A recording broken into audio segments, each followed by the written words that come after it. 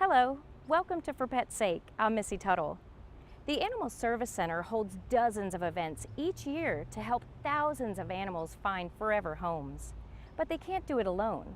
So today we're going to learn a little bit more about their volunteer program. We'll also take a look at some popular pet myths. But first, lace up your sneakers and run to help homeless pets as we check in with this year's Tails and Trails event.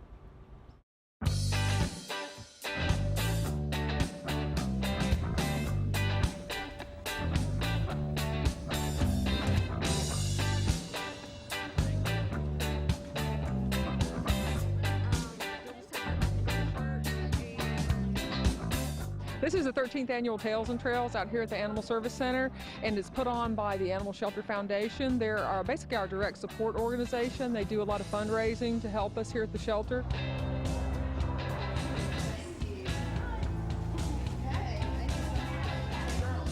The Animal Shelter Foundation is an independent charity, but our mission is to support the animals in the care of the municipal animal shelter, the Animal Service Center.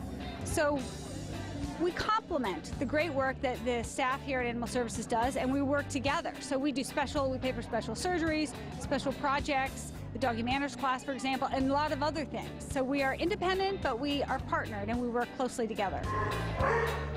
What we have been doing, and the reason we started this, is to get people here to the shelter to learn about the animals and learn about the Animal Shelter Foundation and what we do, and to promote pet adoption and spaying and neuter, and also to create awareness about ASF and how people can help us by donating, which then helps us help the animals here at the shelter, or getting involved volunteering, or a number of ways helping ASF and helping the homeless animals.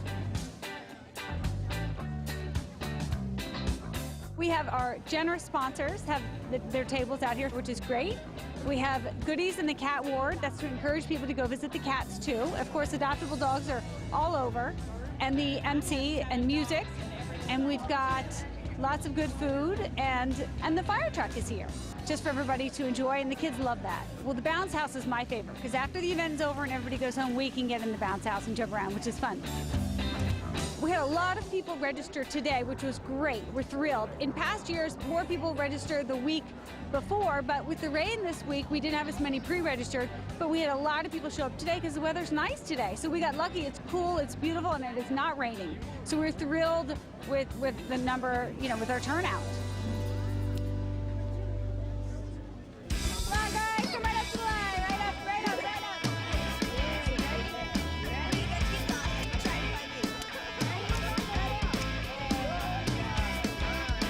Well, my daddy says to start out slow, and then because all the other kids start running fast, and they slow down, and I pass them, and I start running fast at the end. I'll just try my best. What's your plan? I'm running with my sister. We're running together so we don't get lost. I'll sprint at the beginning, then just jog, and then when I see the finish line, I'll sprint to it.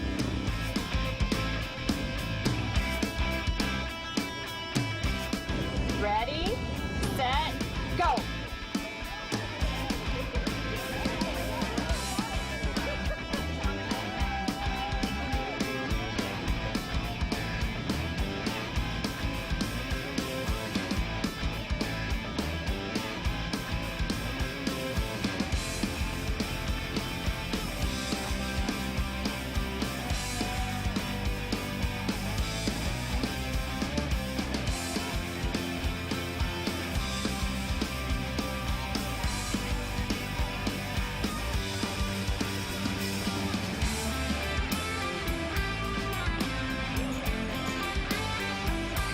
It's a really good feeling to know that, everyone's out here supporting the Animal Shelter Foundation, which helps our pets that are so wonderful. And just to be able to, thank them by handing them the medal and saying, hey, this is a great job. It's a sense of accomplishment.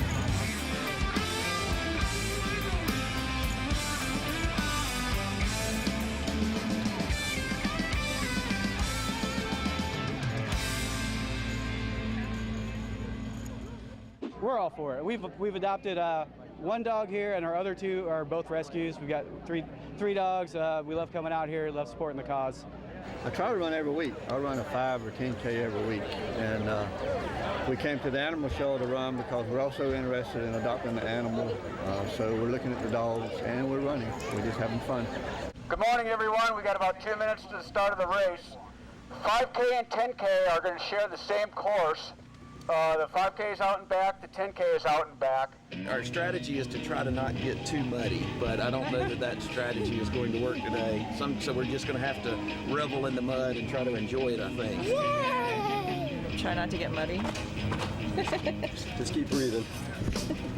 Don't die. Just keep up with her. Never stop running. To keep the feet moving. Intimidation. Just to finish.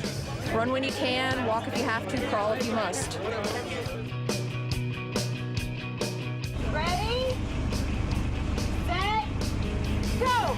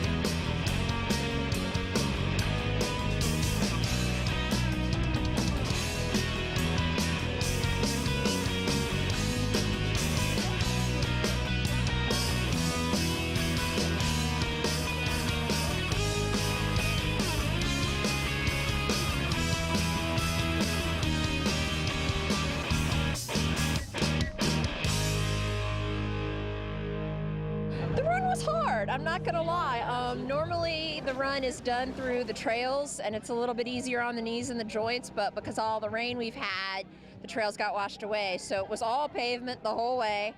It was a little bit more challenging. I'm an asthmatic, so I can only do so hard and go so fast, but I did it, and it was really challenging. It was a lot of fun. I had this guy on my tail the whole time. He was like right on my heels, and that was a motivation. Try not to let him pass me, so if I see him, I'll have to thank him. But yeah, I had a great race. Well, I think it's a great cause. I'm all for adoption, and I've adopted every animal I've ever had, but when you're running, all I can think about is like, I would love to walk my dog through here. So I think it's strategic of them. Yeah, it was cool how they brought you through the actual adoption center when you were when you get your registration and stuff, so you can like see your options of what you're going to adopt after you run. This event is very near and dear to my heart because it encourages people to get out and see the shelter and see the sweet animals that are waiting for homes, and to help us promote pet adoption. So we encourage people not to buy, but to adopt. And by coming to this event, number one, you get a great run or walk. It's a family event and it's fun. And without even maybe knowing it, you get educated and we increase awareness with the community about the great work of our animal shelter and the animals that are waiting for homes here.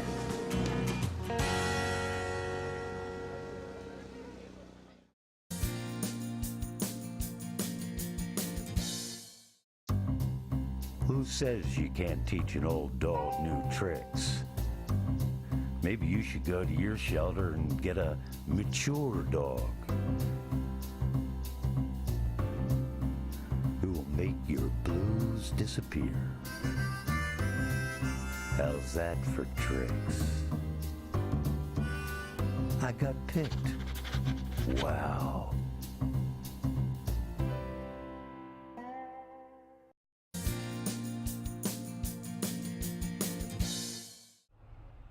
Welcome back.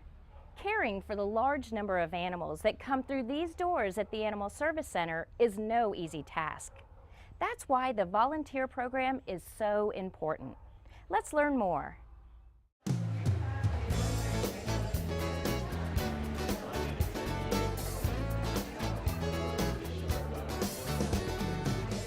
My name is Grayson Walters. I'm the volunteer coordinator here at the Tallahassee Animal Service Center. We're located right here in Tom Brown Park, and my whole job is to oversee the volunteers wanting to come in through the community to help out with our shelter in various ways. Everything from working with the dogs and the cats to planning special events, helping sometimes with cleaning, all different sorts of things.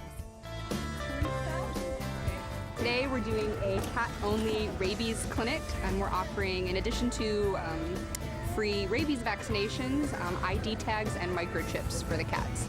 It's great to be able to do something to kind of give to the animals, give back to the community, and get involved with a shelter that's a big part of the local community that does a lot of events. But right now they're probably outside. What I'm doing here today is kind of being a floater, so anywhere they need an extra hand, I might be at the registration table up front, making sure owners have their forms filled out before they go inside. Inside, I'll be making sure people get to the right area so their animal will be checked out, and I'm also going to be bringing name tags and collars out to folks while they're waiting.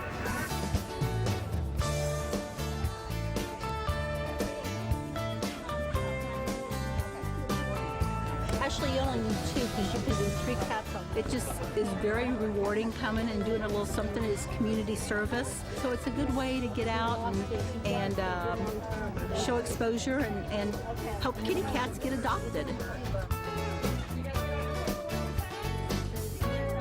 Thank you so much. I think where everybody starts off is they love animals, and you hear that, consistently from almost every person that comes in here to want to volunteer. But then it's about building it, learning techniques, learning how to work with them and what they can do to sort of enhance the quality of life for the animal while they're here with us. Well, I'm a student volunteer here at the Animal Service Center, and I primarily take out the dogs. I'm allergic to cats, but I love hanging out with the dogs. I miss my dog from home, and I can't have the responsibility of a dog right now. So I just decided to look into the shelter because it's a great cause, volunteer hours. But primarily it was to fix my dog need and to kind of fill that gap. As my job as a dog walker, I try to get every dog out for at least 15 minutes, and it allows the dogs to get socialization with me. It also allows them to get all the energy out. Working with the shelter, they really work with your schedule and make sure that you can volunteer once a week at a good time. How's it going? We like to do 2 hours at minimum per week, which is great because 2 hours isn't a lot of time when you come and think about it. She likes to stay close to your leg and she'll nudge you when she wants you to look at her. So That's perfect. That's so good to know because now we can beef up her profile a little bit and hopefully get her a good home. So that's perfect. Thank you so much, Matt. Yeah, thank you. All right. Your knowledge about dogs grows each shift that you come. So I may not have known about leash training, how to properly train a dog not to pull. You can come in with basic knowledge or advanced knowledge. It's all about teamwork and helping each other out. Whether I have a test or an exam coming up, I really enjoy coming to the shelter because it allows me to kind of forget about all the stresses, and I can focus on the dogs, and I can get a clear mind and work a lot harder after I finish my hours here at the shelter. The volunteers know the dogs' personalities really well since we see them on a weekly basis.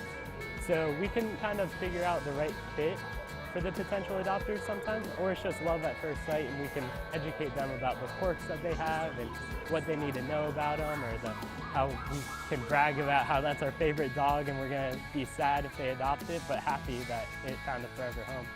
It's really great because it helps out the community, it helps out me, and I just feel like I'm helping the community more and I'm helping myself while doing it. Some of the things that we expect from the volunteers, we do ask them to commit to 8 hours a month, and when they come in, just kind of be willing to help where it's asked. We never know what a typical day is going to be here for us. Sometimes it is just walking the dogs and certainly getting them out and getting them exercise and loving on the cats, enhancing their time so they're not just sitting in a kennel.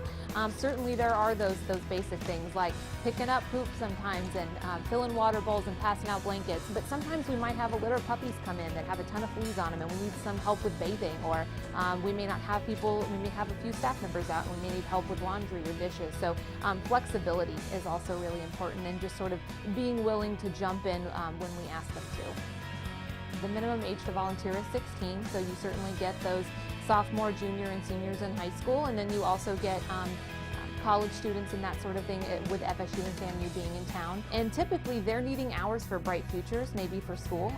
Can you come help us out in the surgery for a minute? Sure. Maybe they're looking to get into a pre-veterinary type track, or maybe they know they want to do something with animals and they're kind of trying to build their resume and they want to add on that they've done some volunteer work and hands-on experience with animals and kennels. And so we do provide those opportunities and try to tailor what they're going to be involved with to sort of enhance whatever it is that they're trying to work towards.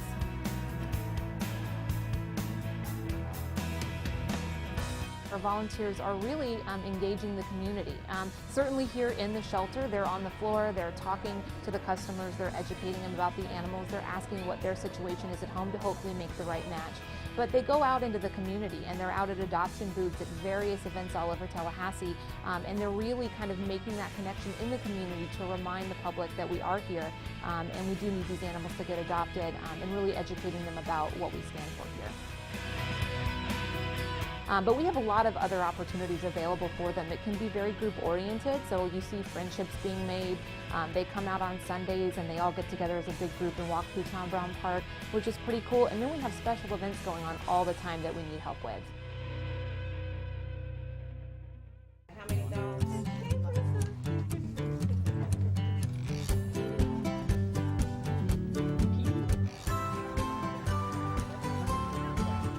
We've been doing this for a couple of years. When we first got started, we had maybe 3 or 4 people who would show up. Now we have a good regular crew, about 10, 15 people, and we are a pack unto ourselves. We spend a couple of hours getting every single dog out for some fresh air and exercise. She's a really young dog, so it's good for her to be able to do this. And it's part of what, when we have potential adoptees come in, that we can say, like, she's really good on a leash. And she has learned that even though she wants to go on a run, that she has to wait for me. We have beautiful Tom Brown Park right next to the shelter, which provides us with a unique opportunity to get the dogs out in the park. Just love being out here with the dogs, seeing that they need walking, they need some exercise, some socialization, just really getting out, meeting the community as they come in and everything. It helps get them adopted. Before I started volunteering here, I was kind of afraid of dogs, but now I love dogs. It's rewarding to see the change in the dogs and how they transform through socialization and things like that. And it's really nice to see them get adopted. That's always awesome, especially dogs that are here for a long time. It's nice to see them finally find a home.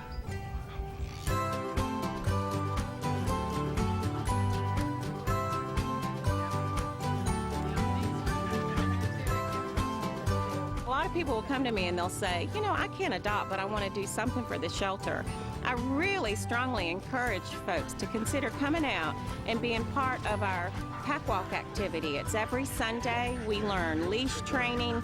We get to socialize with ourselves, with the dogs. It's just a win-win. It's a great time. At the end of the day, we have an entire community full of people that are compassionate for animals and that want to come forward and they want to help in some way. And so when we get this group that's coming here for reasons other than being paid, they're truly here for the animals and for the community and really making that come together. And our volunteers are so instrumental in being out there and really being a voice for our animals, and truly do make the difference at making us stand out better as far as our customer service goes, and really enriching the lives of the animals while we have them here in our shelter, hopefully until they go into their forever home. If you're interested in becoming a volunteer, Complete the online volunteer application at talgov.com/animals. Stay with us.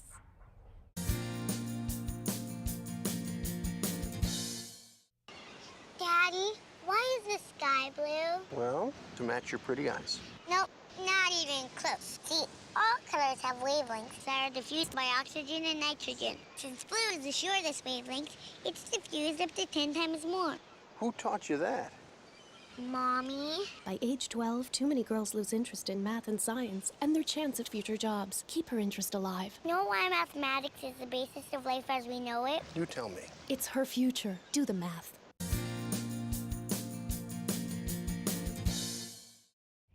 Thanks for staying with us. For this Q&A session, we're going to take a look at some popular pet myths in a segment we like to call Minute Myths.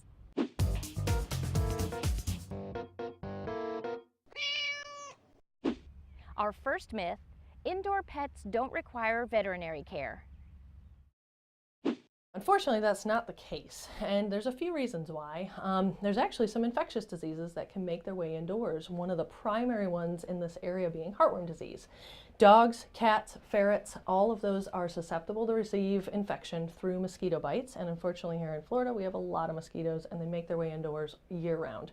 So all dogs, cats, and ferrets need to be on a monthly preventative and be tested regularly to make sure that they don't contract this infection. Other contagions include upper respiratory infections that we can bring in on our shoes, on our hands. Distemper virus in dogs and in ferrets can make their way indoors. And one that's a very big human health concern in addition is rabies virus. We tend to see a lot of people who didn't realize that bats could make their way in their house in very small cracks, and we've actually had several people bring in their cats to us having just picked up a bat. Other things that people don't think about often are fleas. We see those come indoors either through the door, on our shoes and socks. And then metabolic and kind of organ diseases. As animals age, they age a lot quicker than we do, so having routine physical exams every 6 to 12 months is recommended so that your veterinarian can detect things like kidney disease, thyroid disease, even things like cancer, other types of old age conditions that can set in. If you detect them early, you have a much better chance of treating them, getting your pet a longer, happier life. So be sure to get your pet to the vet. Our next myth has to do with giving your cat a saucer of milk. Is it a good idea?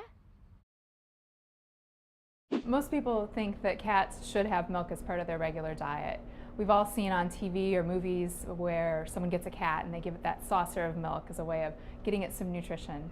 However, cats are actually lactose intolerant, and that means that their body doesn't have the enzyme necessary to properly digest milk. So when we give our cats cow's milk in particular, but other forms of milk as well, it can lead to some pretty severe upset tummy problems, diarrhea, vomiting, things that we don't really want to have to deal with. So it's really important to avoid giving our pets milk because that'll cause problems for them in the long run. The good thing to note is that pet foods are complete and balanced. They have all the nutrition, the vitamins and minerals that our pets need, so we really don't need to supplement them with anything else. So just keep the milk for your cereal. Flying in at number 3, our next myth claims that all parrots can talk. In the wild, all parrots make some sort of sound. They screech, they let other parrots know there's danger, there's food. But when you bring a parrot into your home, you're speaking a totally different language than what that parrot is used to. Maybe 60 to 70% of all parrots will learn to mimic human words, and it is a mimic. Every child born has the ability to be a doctor. Every parrot hatched has the ability to talk. They will not all talk. You may wind up with a parrot that all it does is scream in your house, waiting for you to scream back. It's telling you something in that scream, but you're not understanding what it's saying. All you're hearing is a scream. When you want to hear, hello, how are you, you may never get any human words out of your parrot. The myth being that all parrots talk, you may wind up with one that doesn't. However, with a lot of love and a lot of attention, you're going to have a great pet for 50 to 60 years. Chatty or not, parrots can make great pets. Most of us have heard the next myth. It's that dogs' mouths are cleaner than ours. Actually, that's not true. Both humans and dogs have bacteria in their mouth that are normal pathogens that are there. They're supposed to be there. The fact that dogs have a lack of oral health in most cases. They don't brush their teeth. We have to brush their teeth for them, therefore we don't do that as much. And so therefore there's more bacteria in their mouth than a typical person would have. As far as dogs keeping their mouth clean, one of the only ways they can really do that is by chewing on things. A hard kibble tends to provide better oral health than a soft food. The hard food tends to abrade the surface of the teeth so that it does cause some abrasive action like a toothpaste would. You can also purchase oral health care products from the pet store, but ultimately the best thing to remove that is a professional cleaning to get rid of that material.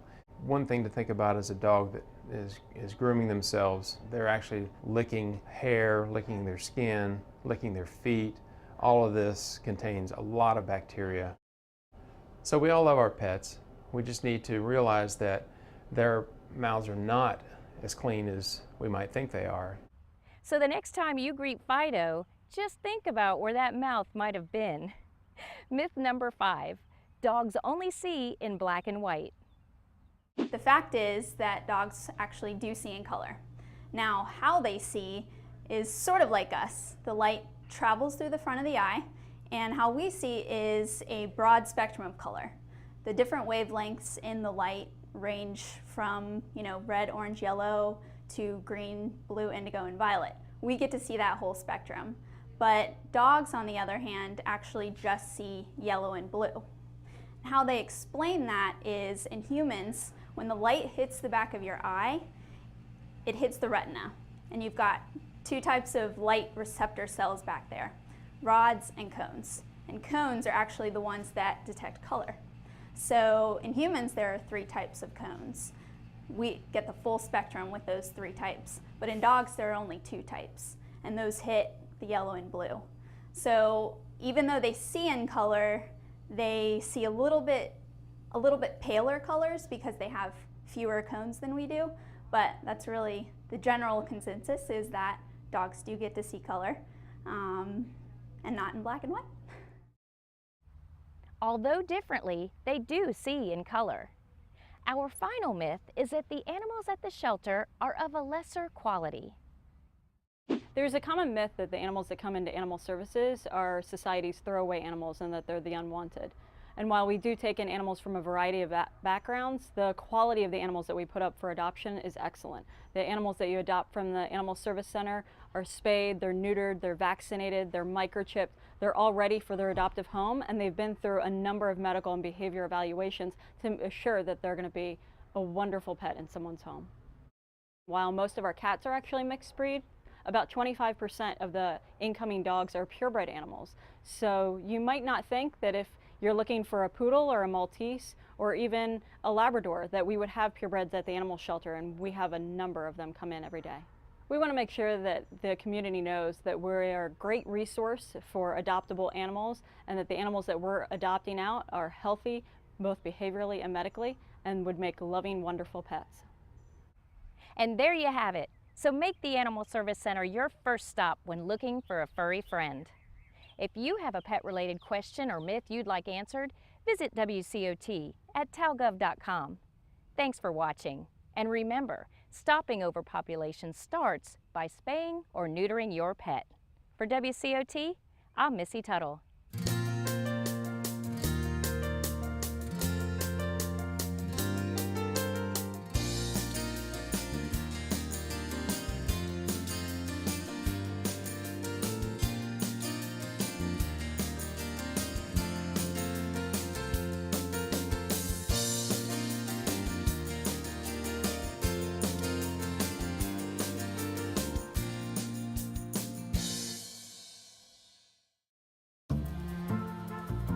Abandoned and lost.